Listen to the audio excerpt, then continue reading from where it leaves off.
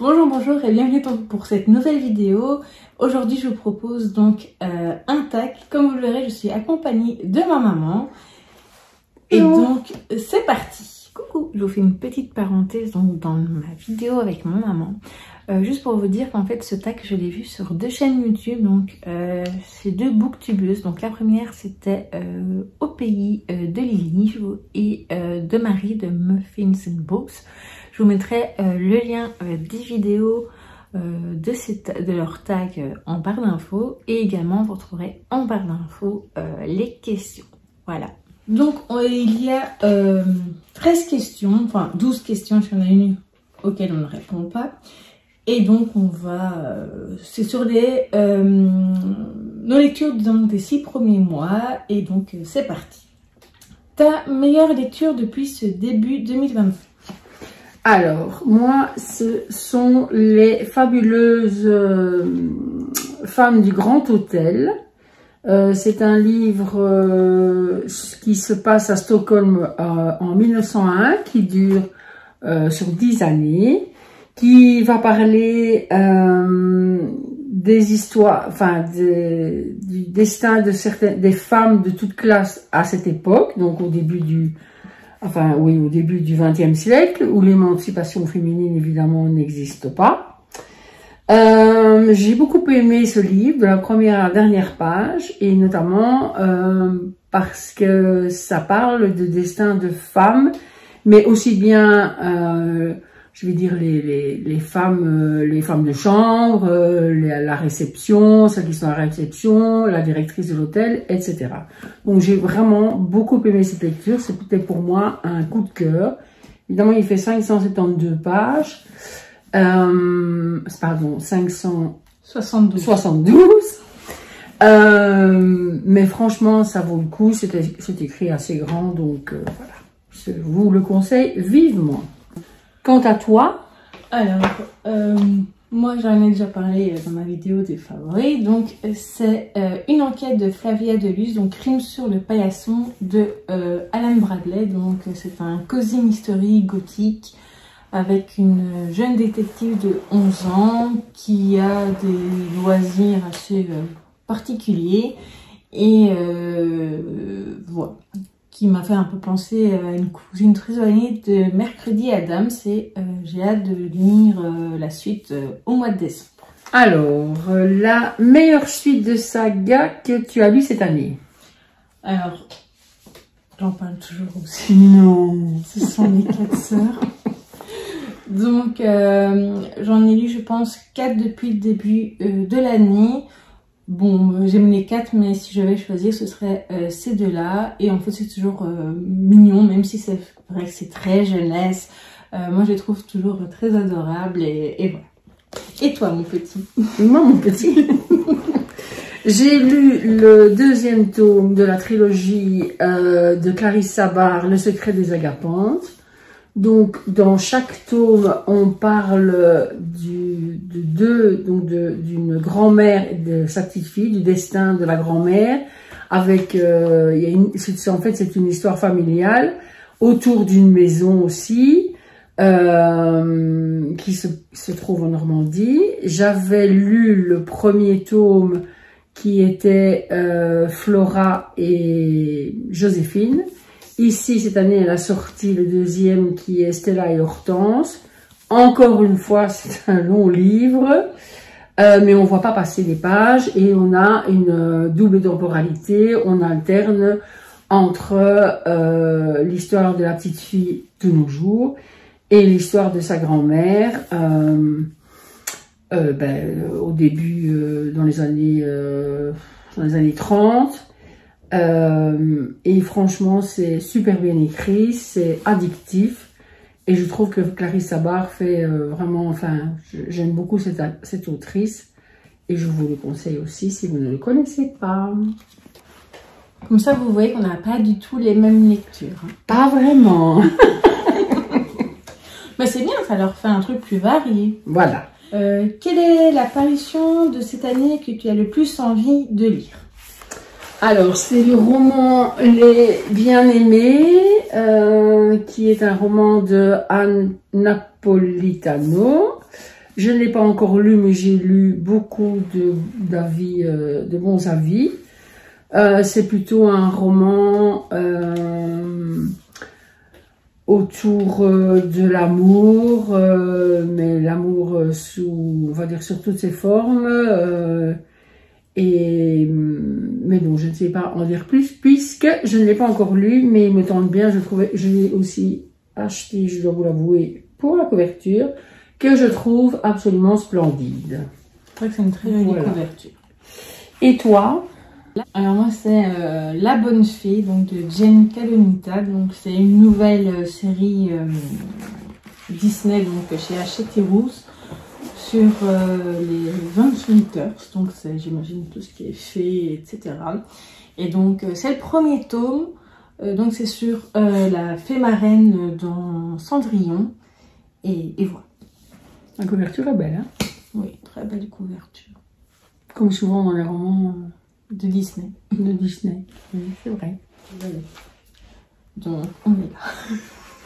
Quelle est la prochaine parution de cette année 2025 qui te tente le plus? Tenir une auberge magique, guide de survie pour sorcières. Donc c'est de Sangu Mandana. Donc ça sort au mois d'août. Donc je vous afficherai la couverture, mais entre nous deux. Du coup. J'avais déjà lu un autre livre en 2023 de cette autrice. C'était La Société très extraordinaire, je ne sais plus, des sorcières. Voilà. Je vous le mettrai aussi après, si j'ai oublié le nom exact. C'était un très long titre encore. Et toi? C'est la question des prochaines parutions. Ah oui, alors là, j'ai pas vraiment d'idée, parce que je ne suis pas comme Aurélie, je ne suis pas les parutions au jour le jour, mais j'avais beaucoup aimé l'année passée Les Assassins de l'Aube de Michel Bussy, donc je pense que je vais attendre la prochaine parution qui est au mois d'octobre, je crois. C'était octobre ou septembre? Ou septembre. Donc peut-être celle-là ou d'autres. Je me fais confiance, je trouverai certainement d'autres livres dans les prochaines parutions. Oui. Je fais des goûts éclectiques, je ne sais pas vraiment dire tout de suite. Question suivante. Quelle est ta pire déception en 2025, enfin jusqu'à présent? Alors là, je ne peux plus vous montrer le livre parce que comme ça m'a tellement déçu, je l'ai vendu. C'est Époque de Laura Poggioli. Alors, j'ai été très tentée parce qu'on avait beaucoup d'avis sur les réseaux. Ça parlait de l'addiction à tout ce qui est téléphone, réseaux sociaux, justement. Mais je n'ai pas aimé la façon dont c'est traité parce qu'en fait, c'est un peu son histoire personnelle aussi, si j'ai bien compris. Et franchement, je me suis ennuyée et je trouve que tout était centré trop sur la narratrice. Et pas sur les jeunes, le problème de l'addiction par rapport aux jeunes. Voilà, donc je n'ai pas vraiment aimé. Mais j'ai été jusqu'au bout. Et toi? Moi, c'était un manga, ça s'appelle, je crois, Mashle. C'était le premier tome, c'était c'est un peu une réinterprétation de Harry Potter, mais c'était... c'était lourd, c'était trop parodié et c'était limite pathétique. En fait, j'ai pas du tout aimé, donc j'ai lu les premières pages et après j'ai abandonné. Ça fait partie de mes abandons, donc je vous ne le conseille pas du coup. Mais voilà, ça arrive. Hein. Alors, quel est ton autrice préférée découverte cette année? On a oublié, non? C'est rien, on y reviendra après. D'accord. Alors, c'est Maureen Kilmer, donc avec Ex-Education, voilà, je vais reprendre. Donc c'était avec des sorcières et ça m'avait bien plu. C'était un peu quand on avait été à la librairie là chez Slumberland, c'était la dame qui me l'avait, je l'avais pris et la dame m'avait dit qu'elle avait beaucoup aimé, donc c'était un petit peu pour tester. Et j'ai vu qu'elle avait sorti encore cette année un autre roman qui s'appelle Enfer et Pavillon. Et donc voilà, je pense que c'était une que j'ai bien aimé découvrir, donc jusqu'à présent. Et toi? Alors moi, j'ai découvert Bernard Minier dans la série du commandant Servaz. En fait, je fais partie d'un book club en visio, on va dire, puisque les autres personnes sont en France et une autre belge.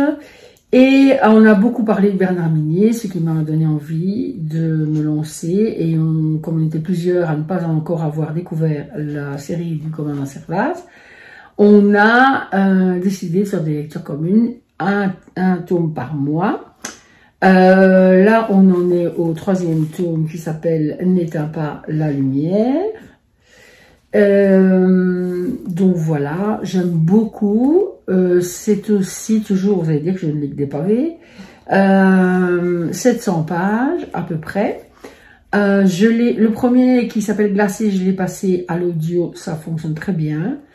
Le deuxième, je l'ai lu en papier qui s'appelle Le Cercle. Et je veux dire, c'est pas plus dur de le lire sur papier que même si ça fait 700 pages. Ça se lit très bien, c'est vraiment super bien écrit. L'écriture est, vraiment, je trouve que l'écriture est vraiment très bien. Et donc voilà, nous allons continuer notre découverte parce que je pense qu'il y a 8 tomes. Mais c'est avec plaisir que nous reprenons chaque mois la suite. Donc, quant à toi? Bon, j'avais déjà dit mon petit chou. Ah, tu l'as déjà dit, oh pardon, excuse-moi. Je ne sais plus. Je n'ai pas l'habitude. Oui, j'ai pas l'habitude. Alors, bon, bah, du coup, on va prendre quelle est la meilleure surprise de ce début d'année? Ah oui, alors moi, j'ai découvert cette année R.J. Ellory avec son dernier roman qui est Everglades. Ça se passe dans les Everglades, dans une prison de haute sécurité. Encore une fois, ce que j'aime chez cet auteur, c'est de nouveau un grand livre, hein, de moins quand même, 450 pages à peu près. C'est la façon dont il creuse la psychologie des personnages. C'est vraiment très bien fait. C'est le premier que je lis d'R.J. Ellory, mais il en a écrit beaucoup parce que c'est déjà un auteur assez âgé.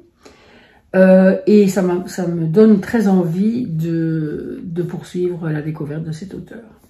Voilà. Donc, moi,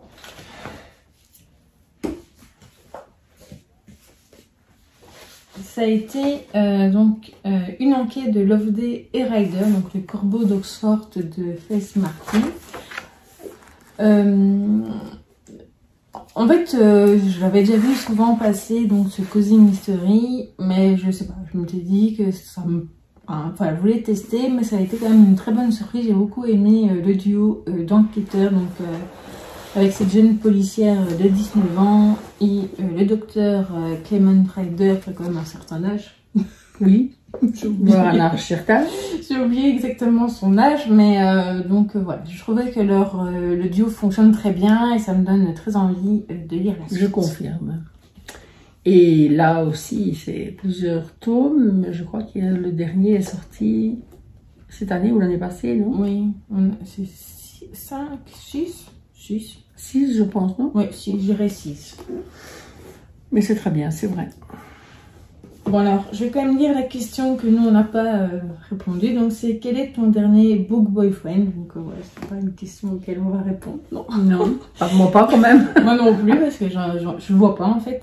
Et donc je te laisse la question suivante. Est-ce qu'on est là? On est là, à 9e.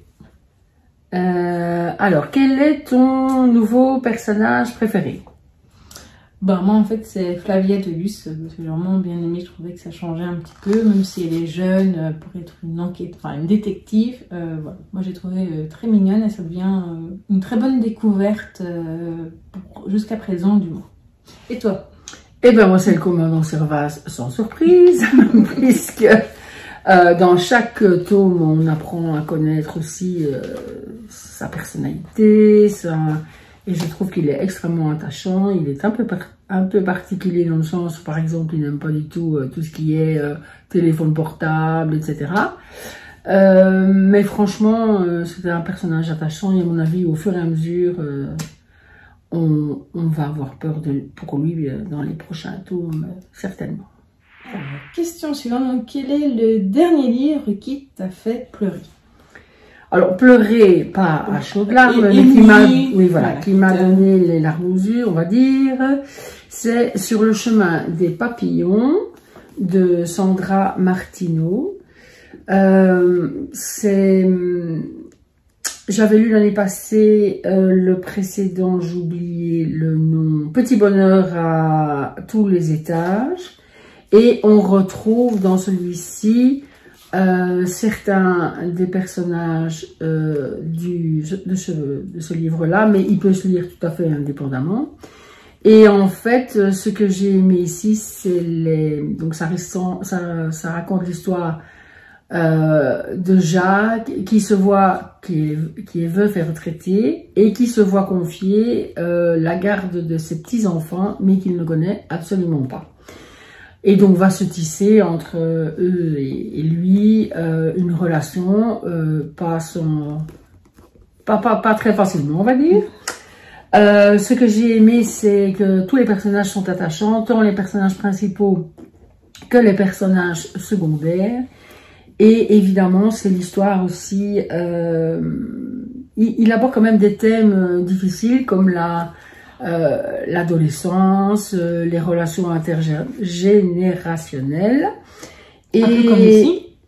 Un peu comme ici, voilà. Et le pardon, voilà, parce qu'en fait, il est fâché sur sa fille, etc. Et franchement, ça m'a... Vous voyez, j'ai d'ailleurs relevé quelques passages, parce que ça m'a fort ému par moments. Évidemment, le monsieur a à peu près mon âge, donc plus le temps passe, plus on se dit que on va plutôt vers la fin que vers le début. Et donc ça m'a beaucoup touchée, mais non, ça ne m'a pas non plus fait pleurer à chaudes larmes. Hein. Mais c'était beau, c'était une belle histoire. Voilà. Et toi? Alors moi, c'est ma mamie adorée. Ben voilà, intergénérationnel aussi. Donc jusqu'à présent j'ai lu les 2 premiers tomes et j'aime vraiment beaucoup donc la relation donc de Koumé et Oumé. Et voilà, comme je vous l'avais déjà dit, c'est par les différentes saisons, ce sont des petites tranches de vie. Et voilà, à chaque fin de tome, moi j'avais toujours des larmes aux yeux, donc voilà. J'ai un peu peur pour le 3e et dernier tome, mais voilà, j'ai quand même hâte de lire la suite. C'est à moi. Ouais. On est la 11e. On est la 11e. Quel est le dernier livre qui t'a rendu heureux? Ouais, ou bien un côté bien-être. Un bien-être, oui. J'aurais pu mettre aussi ma mamie adorée, parce que bon, il y a quand même des moments où c'est... mais j'ai choisi Poulet grillé, donc de Sophie Hénaf, parce que même si c'est un policier polar, il y a quand même, les personnages sont quand même assez particuliers. Et c'est comme dans c'est comme dans la film, c'est comme dans les séries de téléfilms. C'est comme ça quoi d'ailleurs que j'avais découvert. Voilà, les personnages sont un peu particuliers, ils sont à la fois attachants, mais il y a quand même beaucoup d'humour dedans, donc c'est ce qui me plaît énormément. Voilà. Et toi? Alors moi, c'est L'Auberge des destins croisés de Juliette Saxe. Donc en fait, c'est l'histoire d'une dame de 73 ans, Lucette, qui va divorcer parce que son mari est imbuvable et qui va divorcer malgré son âge. Parce que généralement à cet âge-là, il divorce plus. Non. Et qui va s'acheter une maison, mais qu'elle va devoir rentabiliser parce qu'il lui a pas laissé beaucoup d'argent.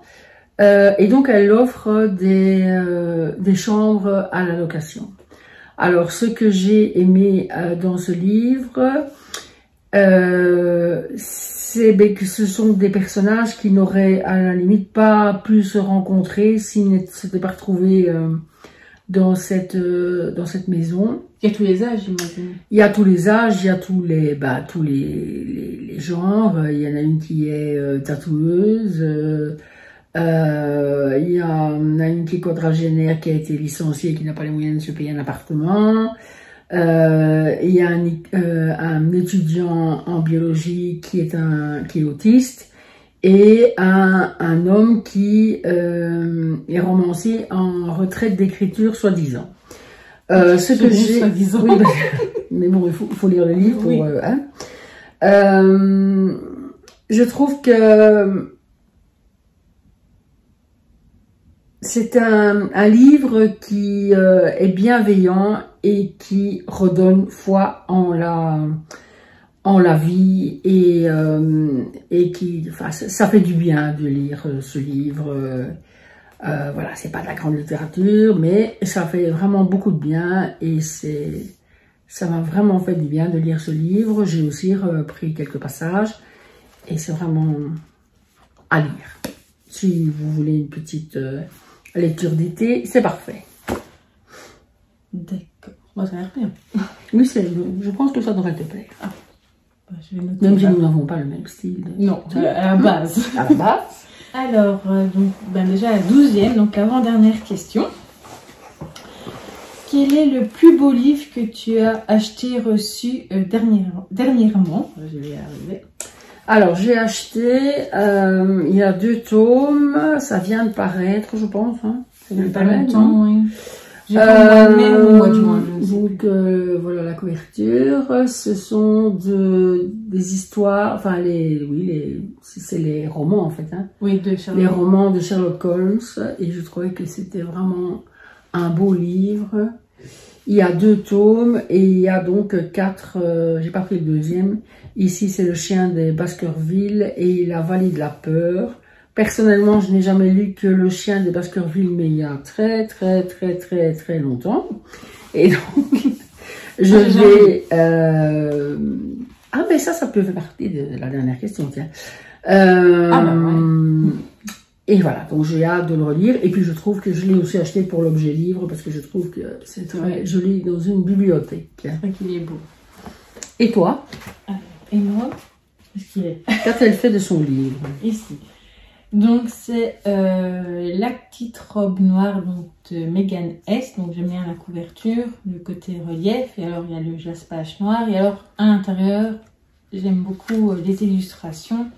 Et c'est du papier glacé. Donc c'est La petite robe noire. Donc c'est l'histoire des créateurs qui ont sorti après toutes les petites robes noires. Bon, c'est autour de la mode, il faut aimer évidemment, mais bon, moi j'aime bien. Et puis ça faisait un moment que... Il faisait de l'œil. Voilà. Enfin, il y en a des autres. Oui, ma fille a une grande wishlist. Moi j'y vais plutôt au feeling, mais elle a une wishlist très longue. Voilà. Allez, c'est pour toi la dernière question.